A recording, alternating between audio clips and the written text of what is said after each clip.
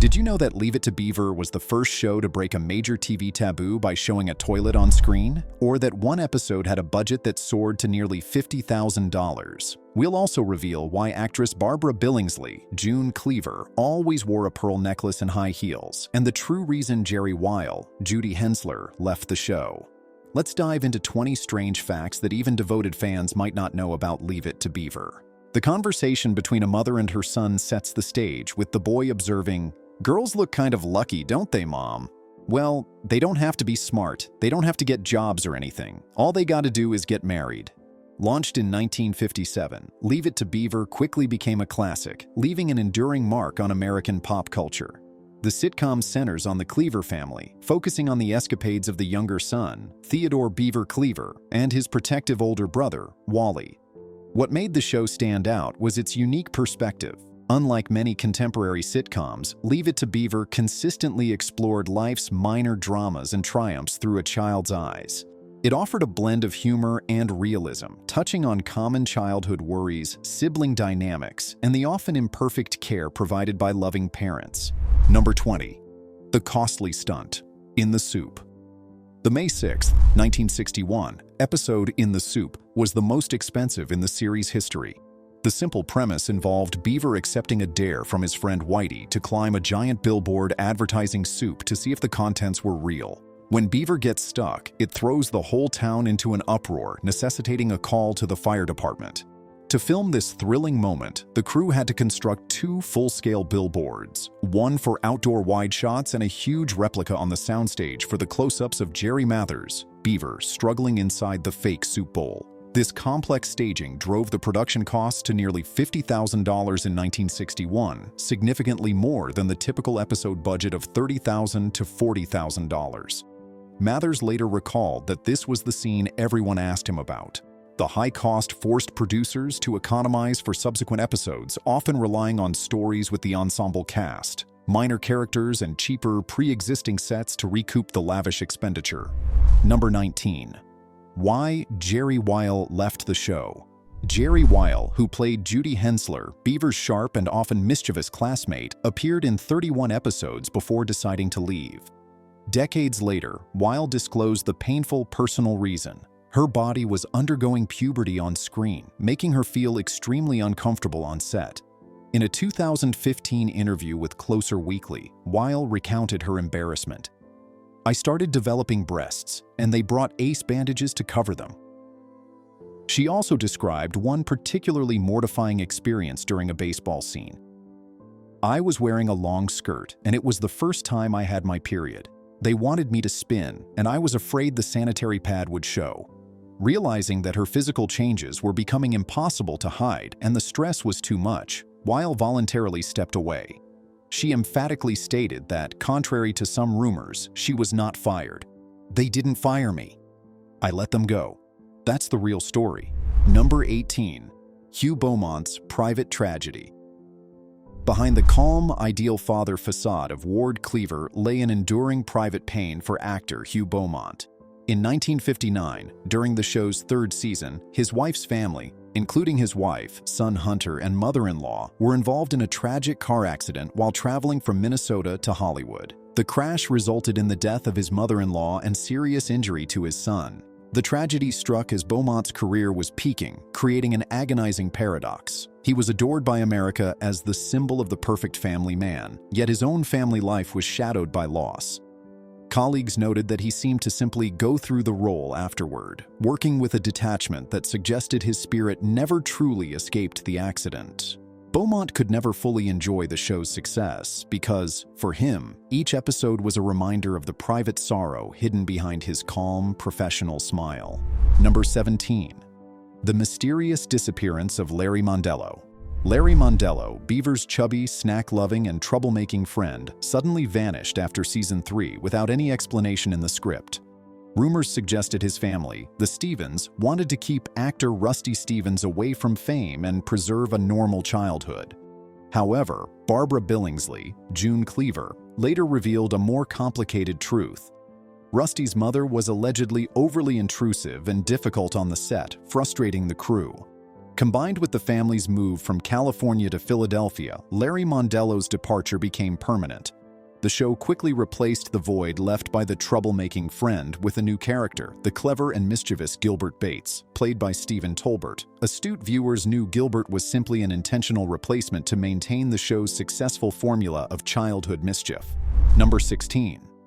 The real-life sibling bond. The brotherly love portrayed on Leave It to Beaver was authentic. Jerry Mathers, Beaver and Tony Dow, Wally, genuinely saw each other as siblings in real life, not just on the screen. Mathers wrote in his memoir, "Tony and I have been good friends since we met in 1957. Their chemistry was so strong that many viewers mistook them for actual brothers. Their friendship lasted a lifetime. They didn't drift apart when the show ended. They later reunited professionally, touring in stage plays like Boing Boing and So Long Stanley. Dow even put off a house renovation job to work with Mathers again, demonstrating their profound trust and bond. Interestingly, their real-life ages were reversed. Mathers was the older brother in his own family, while Dow was the youngest. Yet, on screen, Dow was perfectly cast as Beaver's protective older brother. Number 15. The stars weren't allowed to watch. While the rest of America eagerly tuned in to Leave It to Beaver, the show's young stars were forbidden from watching it. Tony Dow, Wally, revealed that producers instructed his parents to keep him and Jerry Mathers from seeing the episodes. The reasoning was stern. They didn't want the children to get a big head. Producers feared the spotlight would make Dow and Mathers arrogant, leading them to lose the innocence and natural demeanor that made their characters so appealing. This ban kept their childhoods relatively normal. After filming, they went back to school, played sports, and spent time with friends, ironically detached from the cultural phenomenon they helped create. Number 14. The first toilet on television. In October 1957, the episode Captain Jack quietly made a significant cultural leap. When Wally and Beaver decide to hide an alligator they'd acquired, they choose the water tank of a toilet. For a brief moment, the American screen displayed the toilet's lid and tank, a piece of household plumbing that had been completely taboo in television for decades. In the 1950s, merely mentioning a toilet was considered rude. After tense negotiations, the censors for CBS and later ABC allowed the producers to film only the tank and the flush handle. This partial compromise was enough to make history, sparking a quiet revolution by daring to show an everyday symbol previously avoided by society. Number 13. Tony Dow, Junior Olympics diver. Before he was America's gentle, handsome older brother Wally Cleaver, Tony Dow was an accomplished athlete. Starting at age 5, he trained diligently in diving. By age 9, Dow became a Junior Olympics diving champion, even setting a record in his age group. He was so skilled that coaches believed he could have made it to the actual Olympics, with Dow himself aiming for the 1972 Games. However, fate intervened when his mother took him to an audition he wasn't keen on. Thanks to his bright face and athletic build, he was unexpectedly cast as Wally, shifting his path from the diving board to the soundstage. Number 12. Characters aged in real time. One feature that set Leave It to Beaver apart was its willingness to let the characters age in real time with the actors. When the show began, Beaver was in the 2nd grade and Wally was in the 8th grade, experiencing the first awkward signs of adolescence. Across 6 seasons, the writers allowed the characters to grow naturally. Wally evolved from a neighborhood kid into a high school athlete with a girlfriend preparing for adulthood. Beaver, while retaining some of his mischief, moved through the grades, dealing with growing-up crises like shyness and early lessons in responsibility. By the finale, Wally had graduated high school, and Beaver was leaving elementary school. This real-time aging created a rare sense of realism, allowing viewers to see themselves in the brothers' development. Number 11. Jerry Mathers was not in I Love Lucy. For decades, a persistent rumor circulated that Jerry Mathers appeared in an episode of I Love Lucy. Fans pointed to a small boy held by Lucy in the 1953 episode Ricky's Old Girlfriend, convinced the child's innocent face was that of young Beaver. However, Jerry Mathers repeatedly denied this. In March 2019, he clarified on his official Facebook page, "Although the boy in the dream scene may resemble me, I never appeared in any episode of I Love Lucy." Production records confirm that the boys in that scene were actually twins, Joseph and Michael Mayer, not Mathers. Number 10. Jerry Mathers' Boy Scout audition. Jerry Mathers attended his audition for Leave It to Beaver at just 5 years old while wearing a Boy Scout uniform. He wasn't trying to impress the casting directors. He simply had a troupe meeting scheduled afterward and wanted the audition to end quickly so he could attend. His sincerity, innocence, and lack of typical actor calculation convinced the directors that he was the only one who could play Beaver. Mathers was already an experienced performer, having modeled for catalogs at 221 years old and appeared in commercials and several films by the time he started school. Number 9. June Cleaver's Pearls and Heels. Barbara Billingsley's signature look as June Cleaver, perfect hair, a neat dress, and a pearl necklace, became an icon of the ideal 1950s mother. The pearls, however, had a practical purpose. Billingsley admitted her neck had a small indentation, a hollow that created an awkward shadow under the camera lights. The pearls were a tool to hide this perceived flaw, making June look smooth and flawless. Once the audience associated the pearls with the perfect mother, the producers made them a mandatory trademark, worn even while cooking or cleaning. Furthermore, Billingsley was required to wear high heels constantly because her sons, Wally and Beaver, were growing taller. The high heels ensured she maintained her height and, metaphorically, her parental authority on screen. Number 8. The mystery of Mayfield's location. For over half a century, the question of where the Cleaver family lived has been a mystery. The show only named their town as Mayfield, a deliberate choice to make the setting vague enough for any American viewer to identify with it.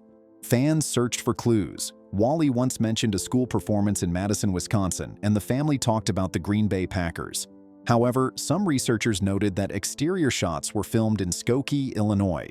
Further confusion arose with hints pointing toward Ohio, based on street names and suburban Cleveland-style settings. Producers intentionally avoided pinning down Mayfield's location, preserving its status as a generic, idyllic American town. Number 7. The spin-off reunion, Still the Beaver. In 1983, a family reunion took place with the premiere of the TV movie and subsequent series, Still the Beaver, later called The New Leave It to Beaver. Jerry Mathers returned as an adult, Theodore Cleaver, now a father guiding his own family.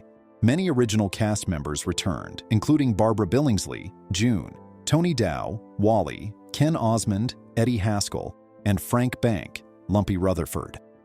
This reunion generated powerful nostalgia, letting millions relive the 1950s with a mature perspective. However, the reunion was shadowed by tragedy. Hugh Beaumont, Ward Cleaver, had passed away just a year before the premiere. The first episode was dedicated to him, affirming that Ward's spirit still watched over the family. Number 6. When a line was too funny. The producers maintained a strict rule. If a line caused the entire set to laugh too loudly, it would be immediately cut from the script. They wanted to prevent the show from becoming a boisterous, over-the-top comedy. Instead, their goal was to elicit soft, gentle smiles, a reflection of quiet, everyday family life. Leave It to Beaver aimed for subtle humor, preferring viewers to smile because they recognized themselves in the situation, not because of an exaggerated joke, distancing it from the louder sitcoms of the time. Number 5. Tony Dow, the perfect Wally. Tony Dow embodied the ideal 1950s older brother, Wally Cleaver. Few knew that before his casting, he had virtually no acting experience and only attended an open audition without expecting to be selected. His athletic build and natural confidence impressed the producers enough to land him the role. Though considered the perfect fit, Dow faced pressure to instantly convey the poise and confidence expected of the ideal older brother, a significant responsibility for a boy new to the big stage. His eventual success left a lasting impression on viewers. Number 4. The real reason the show ended. Leave It to Beaver ended in 1963, not due to low ratings, but because of a mature decision by its star, Jerry Mathers. At the time, Mathers was about to enter junior high school and realized the demanding filming schedule and promotional activities would consume all his time and energy. He wanted to focus on his education, leading him to make the wise choice to leave the show at the height of its success. Producers realized the series could not continue without the Beaver, the soul of the show. After 6 seasons, an icon of American childhood came to a close by choice. Number 3. Barbara Billingsley, the jive-speaking passenger. Barbara Billingsley struggled with being typecast as the ideal mother, June Cleaver, after the show ended.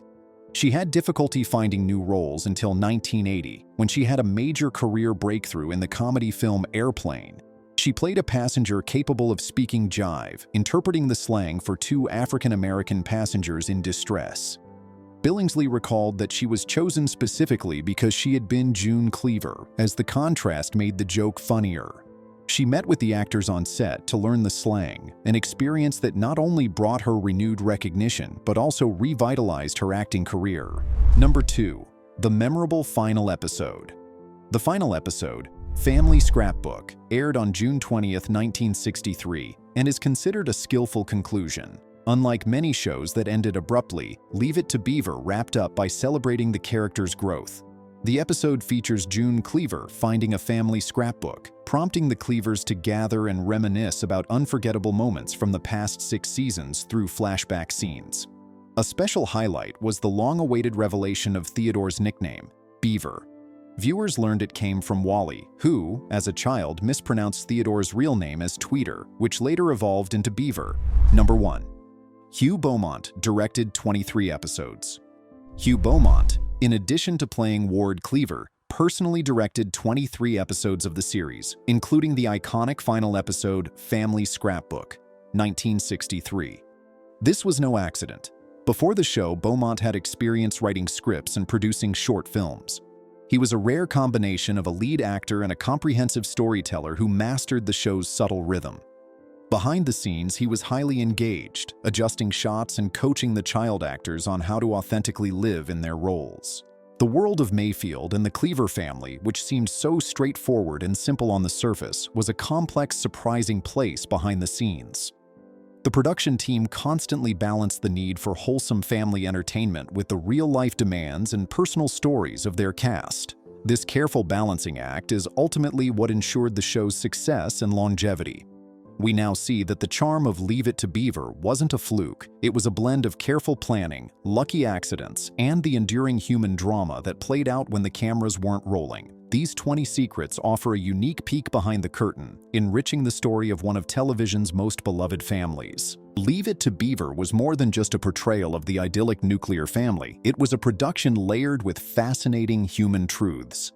The show dared to push cultural boundaries, whether by presenting the first toilet on American television or by faithfully reflecting the emotional changes of its young stars. The seemingly effortless charm of the Cleavers was built on top of high-stakes financial decisions, like the infamous soup billboard and the genuine, lasting bonds forged between the actors, particularly Jerry Mathers and Tony Dow. From the painful, private grief carried by Hugh Beaumont to the ultimately mature decision by Mathers to leave the series for his education, these secrets confirm that the Cleavers' enduring appeal lies not just in their fictional perfection, but in the very real humanity of the people who brought them to life. The series closed its chapter gracefully, solidifying its place as a cornerstone of American television history. We've journeyed through 20 strange and fascinating stories from the world of the Cleavers. Which of these revelations, perhaps the shocking reason for Jerry Wiles' exit, or the surprising fact about Tony Dow's diving career, resonated with you the most? Do you have a personal memory connected to the show, or a favorite scene that captured the simple brilliance of Beaver and Wally? Share your thoughts below, and don't forget to subscribe to continue exploring the hidden stories and enduring legacies behind television's most cherished classics. See you in the next story.